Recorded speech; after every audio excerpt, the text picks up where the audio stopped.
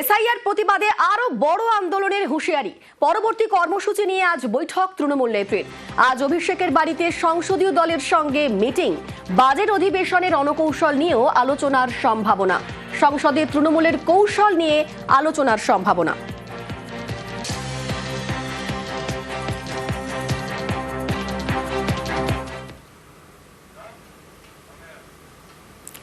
এসআইআরে বেশি ক্ষতিগ্রস্ত হিন্দুরাই। নির্বাচন কমিশনের দফতরের বাইরে দাঁড়িয়ে এটাই বোঝানোর চেষ্টা করলেন মমতা বন্দ্যোপাধ্যায়। কালো পোশাকে তৃণমূল নেত্রী, তার সঙ্গে জ্ঞানেশ কুমারের কাছে মৃতদের পরিজনরাও। মুসলিম দুজন কিন্তু হিন্দু কজন? যারা হিন্দু মুসলমান করে, শিডিউল কাস্টটা মানুষ না, শিডিউল ট্রাইব নেই, মাইনরিটি নেই। শুরু থেকেই বাংলা এসআইআরকে সামনে রেখে অনুপ্রবেশ অস্ত্রের শান দেওয়ার চেষ্টা করছে বিজেপি। পদ্ম শিবিরের বক্তব্য, বাংলাদেশ থেকে যে মুসলিম অনুপ্রবেশকারীরা এসেছেন তাদের কোনোভাবেই ভারতে থাকতে দেওয়া যাবে না, ফেরত পাঠাতে হবে। এটা এসআইআর করলেই সম্ভব বলে বারবারই দাবি করছেন বিজেপির নেতারা। পাল্টা তৃণমূলের যুক্তি, এসআইআরে তো হিন্দুদের নামই বেশি বাদ গেছে, রেহাই পাননি বাংলাদেশ থেকে আসা হিন্দু শরণার্থী মতুয়ারাও। এই যুক্তিকেই রাজধানীতে নির্বাচন কমিশনের দপ্তরের সামনে দাঁড়িয়ে যেন তুলে ধরার চেষ্টা করলেন মমতা বন্দ্যোপাধ্যায়। মুসলিম দুজন কিন্তু হিন্দু কজন? যারা হিন্দু মুসলমান করে, শিডিউল কাস্টটা মানুষ না, শিডিউল ট্রাইব নেই, মাইনরিটি নেই। আইনজীবী হয়ে নয়। এসআইআর নিয়ে শুরু থেকেই মমতা বন্দ্যোপাধ্যায়ের সুর সপ্তমে। সাধারণ মানুষের হয়রানি সহ একগুচ্ছ অভিযোগ জানিয়ে 6 বার চিঠি দিয়েছেন মুখ্য নির্বাচন কমিশনারকে। সোমবার দিল্লিতে কমিশনের অফিসে একেবারে জ্ঞানেশ কুমারের মুখোমুখি।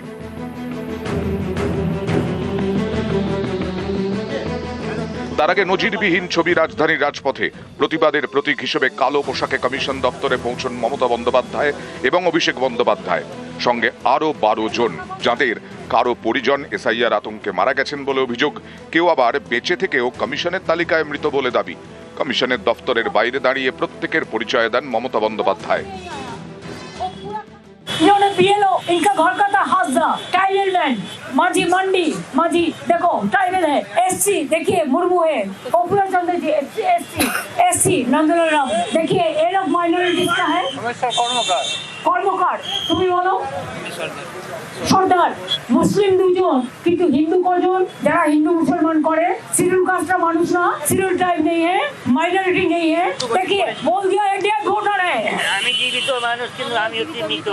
इसको भी डेड वोटर जिंदा है। আর কে আছে দেখুন, বুঝতে পারছেন কিছু? আমার মৃত বলে মৃত उनको भी। সোমবার সকাল থেকেই শীতের রাজধানীর হাওয়া গরম।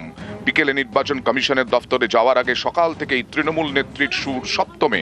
বঙ্গভবনের বাইরে দিল্লি পুলিশের ভিড় কেন, সেই প্রশ্ন তুলে আক্রমণ শানান মমতা। ঘরের শাড়ি পরেই হাজির হন বঙ্গভবনে, আশ্বস্ত করেন বাংলা থেকে যাওয়া মৃতদের পরিজনদের। সকালে চড়া সুর, বিকেলে কালো পোশাকে প্রতিবাদ। বাংলার এসআইআর নিয়ে দিনভর গরম রাজধানীর রাজনীতি। এসআইআরকে হাতিয়ার করে গেরুয়া শিবির শান দিচ্ছে মেরুকরণে, যা ভোঁতা করতে এদিন দিল্লির ময়দানে চড়া সুর মমতার। নিউজ 18 বাংলা। আবারও বিজেপির অস্বস্তি অনন্ত মহারাজ। ফের ইস্যু এসআইআর। সাধারণ মানুষের হয়রানির জন্য কাঠগড়ায় তুললেন কমিশনকে। যতগুলা নোটিশ হয়েছে আমার মানুষের, এখানকার মানুষের এই মানে ভুলটা করছে ইলেকশন কমিশনার। তা ইলেকশন কমিশনের যারা অথরিটি আছে, যাদের দিয়ে করাইছে, তাদেরকে জেলে ঢুকা লাগে, জেলে ঢুকে বিচার করা লাগে।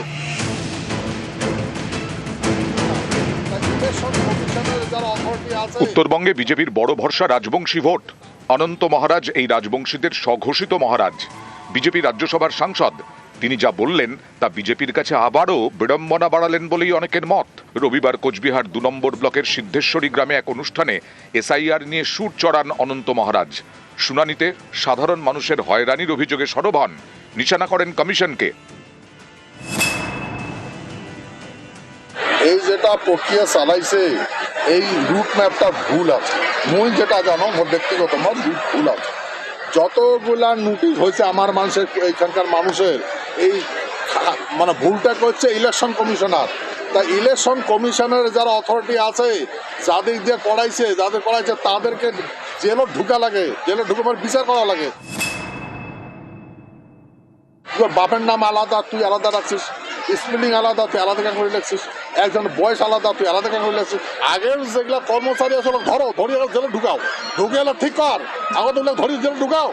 ভুল করছে না, সাধারণ মানুষদের লেখে নাই মোর বাপের নাম অমুক, মোর স্পেলিংটা অমুক, ওরা কায় লেখছে? ইলেকশন ডিপার্টমেন্টের মানুষ করছে, অপরাধী কায়? Election commissioner. তো ইলেকশন কমিশনার জেলা হওয়া উচিত। কমিশনের কাজ নিয়ে বঙ্গ বিজেপির শীর্ষ নেতারাও প্রশ্ন তুলেছেন, তবে তারা কেউই এসআইআর এর বিপক্ষে নন। অনন্ত মহারাজ কিন্তু শুরু থেকেই এসআইআর এর বিরোধিতায় সুর চড়িয়েছেন, নিশানা করেছেন রাষ্ট্রপতি, প্রধানমন্ত্রীকেও। আরে আমাদের দেখার মানুষ প্রমাণটা কাজ করবে, যেগুলার হাতত খাতা কলম ওলে তো বাংলাদেশি, ওলে তো পাকিস্তানি, ওলে মানুষ তো পাকিস্তান থেকে যাচ্ছে। ভারতবর্ষের রাষ্ট্রপতি পাকিস্তানি বাংলাদেশি, প্রধানমন্ত্রী বাংলাদেশি পাকিস্তানি, রাজ্যপাল পাকিস্তানি বাংলাদেশি, পুলিশ প্রশাসনের প্রায় মানুষই বাংলাদেশি, লিডার গুলো সব বাংলাদেশি। তাহলে আমার প্রমাণপত্রটা কাজ দেখবে? সংবিধানে কয়া আছে, ওই সংবিধানের চেয়ারটা কাজ বসবে। মাসখানেক পরে ফের এসআইআর নিয়ে সরব অনন্ত মহারাজ। সাধারণ মানুষদের লেখে নাই মোর বাপের নাম অমুক, মোর স্পেলিংটা অমুক, ওরা কায় লেখছে? ইলেকশন ডিপার্টমেন্টের মানুষ করছে, অপরাধী কায়? Election commissioner. তো ইলেকশন কমিশনের জেলা হওয়া উচিত। নিউজ 18 বাংলা। এসআইআর প্রতিবাদে আরো বড় আন্দোলনের হুঁশিয়ারি, পরবর্তী কর্মসূচি নিয়ে আজ বৈঠক তৃণমূল নেত্রীর। আজ অভিষেকের বাড়িতে সংসদীয় দলের সঙ্গে মিটিং, বাজেট অধিবেশনের রণকৌশল নিয়েও আলোচনার সম্ভাবনা। সংসদে তৃণমূলের কৌশল নিয়ে আলোচনার সম্ভাবনা।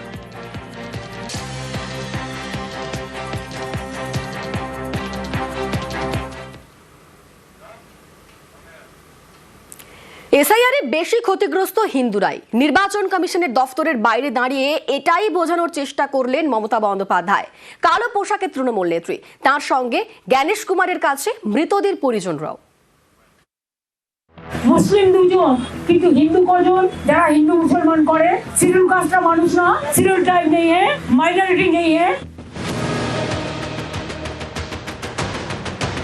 শুরু থেকেই বাংলা এসআইআরকে সামনে রেখে অনুপ্রবেশ অস্ত্রের শান দেওয়ার চেষ্টা করছে বিজেপি। পদ্ম শিবিরের বক্তব্য, বাংলাদেশ থেকে যে মুসলিম অনুপ্রবেশকারীরা এসেছেন তাদের কোনোভাবেই ভারতে থাকতে দেওয়া যাবে না, ফেরত পাঠাতে হবে। এটা এসআইআর করলেই সম্ভব বলে বারবারই দাবি করছেন বিজেপির নেতারা। পাল্টা তৃণমূলের যুক্তি, এসআইআরে তো হিন্দুদের নামই বেশি বাদ গেছে, রেহাই পাননি বাংলাদেশ থেকে আসা হিন্দু শরণার্থী মতুয়ারাও। এই যুক্তিকেই রাজধানীতে নির্বাচন কমিশনের দফতরের সামনে দাঁড়িয়ে যেন তুলে ধরার চেষ্টা করলেন মমতা বন্দ্যোপাধ্যায়। মুসলিম দুজন কিন্তু হিন্দু কজন? যারা হিন্দু মুসলমান করে, শিডিউল কাস্টটা মানুষ না, শিডিউল ট্রাইব নেই, মাইনরিটি নেই। আইনজীবী হয়ে নয়। এসআইআর নিয়ে শুরু থেকেই মমতা বন্দ্যোপাধ্যায়ের সুর সপ্তমে। সাধারণ মানুষের হয়রানি সহ একগুচ্ছ অভিযোগ জানিয়ে 6 বার চিঠি দিয়েছেন মুখ্য নির্বাচন কমিশনারকে। সোমবার দিল্লিতে কমিশনের অফিসে একেবারে জ্ঞানেশ কুমারের মুখোমুখি।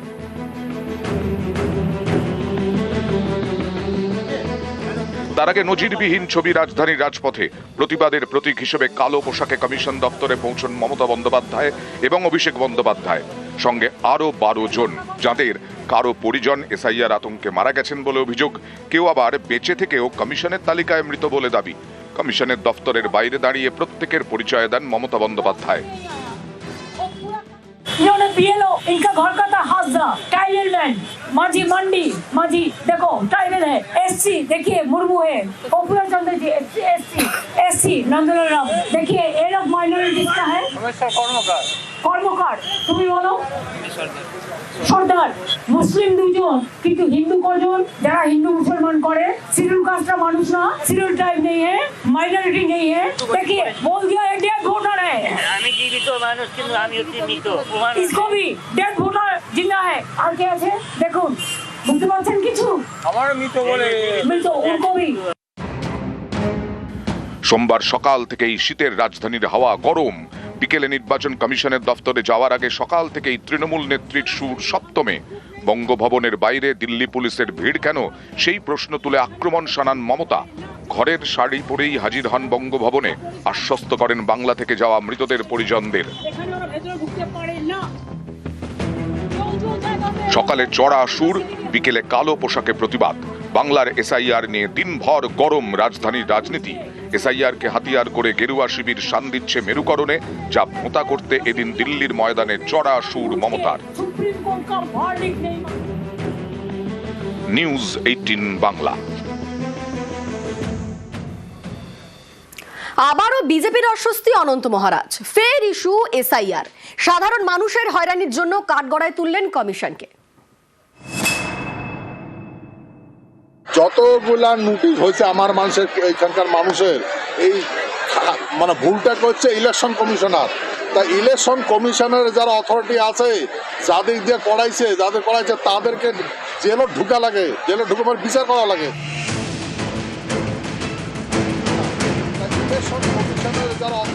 উত্তরবঙ্গে বিজেপির বড় ভরসা রাজবংশী ভোট।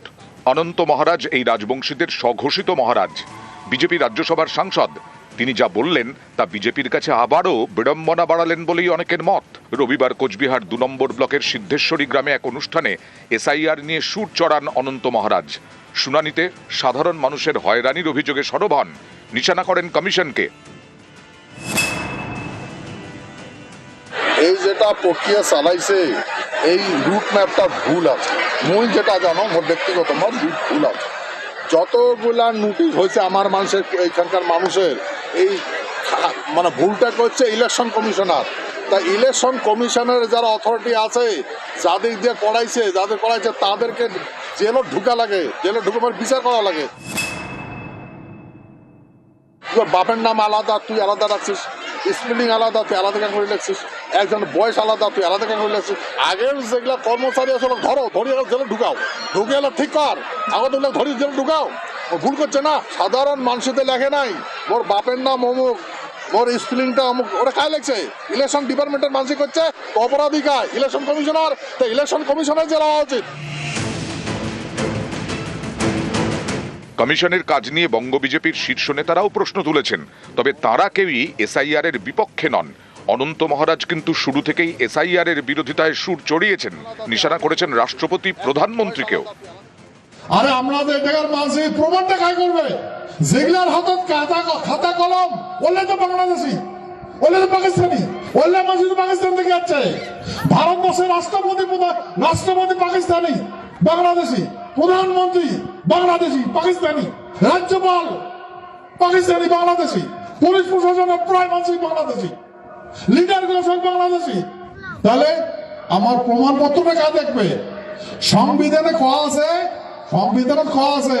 ওই সংবিধানের চেয়ারটা কাজ বসবে। মাসখানেক পরে ফের এসআইআর নিয়ে সরব অনন্ত মহারাজ।